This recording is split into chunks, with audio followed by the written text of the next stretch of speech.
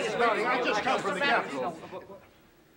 I've just come from the House of Representatives. I had to push my way here. The streets are jammed with people. I've never seen so many human beings. Jimmy, you look like a dead one. I am. The 27th ballot came up. Yes, we just got the message. You should see Congress. What a spectacle. They fall asleep in their chairs, on their feet, red-eyed, haggard. Is Mr. Nicholson's fever any better? Worse. He's resting in a committee room. He has about enough strength to sign his ballot. Who's tending him? His wife's by his side, giving him medicine and water. He ought to be removed to a hospital. He won't budge. Insist he'll vote for you till he dies. I doubt whether he'll survive another night. Tom, there's an ugly rumor going around. The crowds are getting angry. It's more than a rumor, I'm afraid. God, how's this going to end? I've been talking to my husband, Mrs. Randolph, and we both decided the whole way of voting now just ain't right. Agreed. Take my husband. He wanted your father for president and Mr. Burr for vice president. Well, he should be allowed to write that down on the ballot instead of just the two names and letting Congress decide. Stands to reason, don't it? You see what happens. We beat the Federalists, then the old Congress, most of them feds themselves, don't know who to pick. Deadlock 6 days now. They might like us not go on being deadlocked 4 years. We'd have no presidents at all. Now, I say it's deliberate. Everybody's saying that. They are? Stands to reason. We should have foreseen this difficulty. We certainly bungled the electoral system. Constitution's got to be changed so the man can put down who he wants for president. Well, it can be amended. That's the great virtue of the Constitution. It can grow. If we ever have the chance to amend it. Tom, I'm worried sick by this. Does Monsieur Jefferson live here? In the parlor, down in the parlor. It's all right, Mrs. Conrad. Oh, excuse me. I thought he was one of my boarders. Monsieur Jefferson. Yes, young man. You do not remember me? 12 years ago. Paris. You're... Of course. You're Lafayette's boy. Yes, sir. I've been expecting you. We heard you were in America. You remember Patsy? George Washington Lafayette. Of course. She has not changed one little bit. Only more beautiful, if possible. He's Lafayette's son, all right. He has the gift. These are my grandchildren. My daughter, Miss Anne Randolph. Monsieur Lafayette. Miss Randolph? Monsieur George Washington Lafayette. My son, Thomas Jefferson Randolph. This is my friend, Mr. Madison. The father of your immortal Constitution. My veneration. Immortal. It's running a high fever at the moment. The next few days, the next few hours may tell whether it's going to live at all or die in hemorrhage. Tom, I'm as nervous as a cat. I haven't slept a wink in 3 nights. Well, go inside and lie down. No. Patsy, no. fix up the bed for Jimmy. No, please, I couldn't. Just let me sit here. We're passing through a terrible storm here. I'm sorry to come in the midst of all this. Well, tell me, how is your father? He's out of prison now. Yes, I'd heard. I haven't written to him because things here, too, have been so bad the last few years. My letter would never have reached him. How does he look? 6 years in prison. They haven't broken his spirit. That they will never break. No. He asked me to explain he dare not write. Bonaparte watches him. He's only free on a string.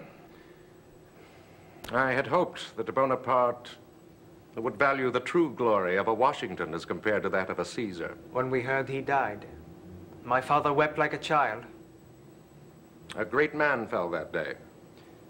America must now walk alone. Here, forgive me. This is not the America I expected. This is like when Bonaparte came to us. Well, there is an ominous note in this dissension. You've sensed it. Our own little Bonaparte may step in with his comrades at arms and force salvation on us in his way. That must not be. This is the message my father asked me to deliver. Tell Jefferson the eyes of all suffering humanity are looking to America. It's their last hope on earth.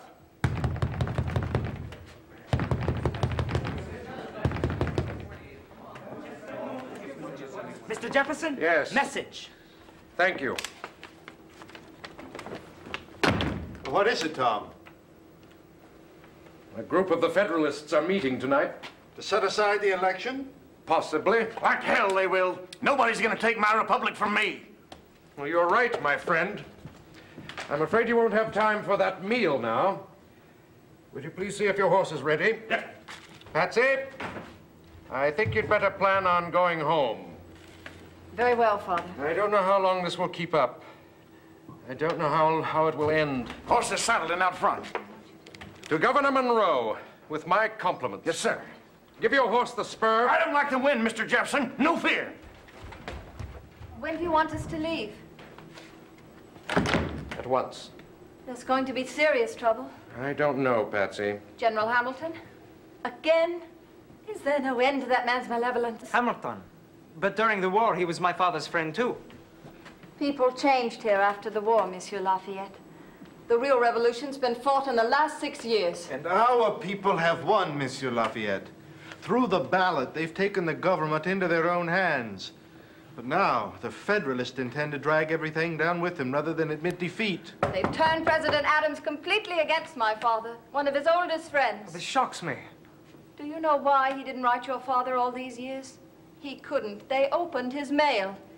They twisted phrases he used in his letters and printed them against him. These are things, Patsy, that are best forgotten.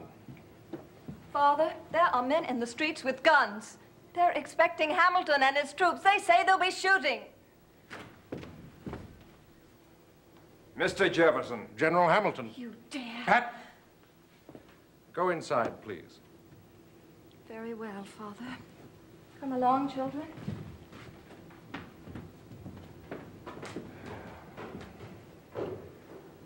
General Hamilton, Monsieur George Washington Lafayette. Lafayette? You're his son. Yes. Of course. I knew your father well. He was my friend. He often speaks of you. He was yours. Gentlemen, I'll go with you, if I may. come along. You'll dine with us in precisely 23 minutes. 23. On the dot. Mrs. Conrad runs her boarding house along democratic lines. The early birds get the choice cuts. Monsieur Hamilton.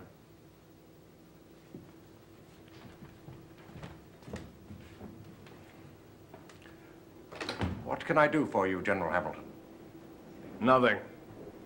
But I can do something for you. I'm not going to equivocate, Mr. Jefferson. I still despise you and everything you represent. Chair, General? Is that understood? Pretty widely, I think. Chair? Thank you. So, this is your city of Washington, eh? A mud hole. A few sidewalks and trees, and it will do. First day we met, this was born. Yes. You remember? Oh, yes. Who's it to be? Aaron Burr or you? Congress will decide. I have some friends in that body. I can influence this decision for or against you, I believe. I'm certain of that. Certain? I'm not. You'd be astonished, Mr. Jefferson, at the number of gentlemen who, no matter what I counsel, would vote for the devil himself in preference to you. Yes, that's quite probable. Not that I approve of it. I don't. In matters of the public good, men must use their reasons, not their passions. I believe I can swing Congress over to you, if you accede to certain conditions. Ah, I see. One, I want your solemn assurance that you will continue all my friends in the positions they now fill. Two, I'm sorry. You refuse. This time, no bargains. Bargains? What puny channels your mind runs in. There's no need to shout, General. I'll raise the roof if I please. The grandchildren. Excuse me. Well, this is like old times, General. Do you have any idea how dangerous the situation has become? Yes. I came here to compromise. I hope to avert the more drastic alternative. But the years have made you even more pig-headed, if possible. I might have spared myself the trouble. I couldn't enter the presidency with my hands tied. Don't concern yourself. You won't enter it at all. My friends are meeting tonight. You oblige them to set aside this election altogether and choose their own man. They would be smashing the Constitution. Stretching it. Smashing it, I say. Have you seen the crowds about the Capitol building? A pistol shot and they're dispersed. Oh, don't deceive yourself. These people will not be set aside. From Maryland, 1,500 men met last night, resolved. If anyone dares usurp the presidency,